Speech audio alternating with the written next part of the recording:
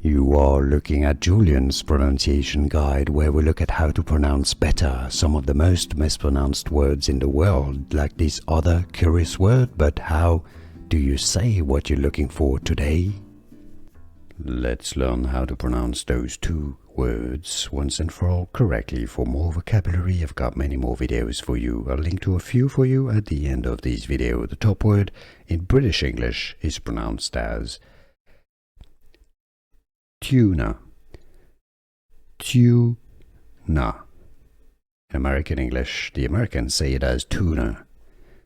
Tuna. Alright, now the bottom word in British English is pronounced as tune, and in American English, tune. So we've got a bit of similarities here. Tuna, tune, British English, or tuna, tune, American English. Now, some replace the T with a ch sound and say tuna or tune. This is used particularly in the UK. So there are quite a few different ways of pronouncing these words, but now you know.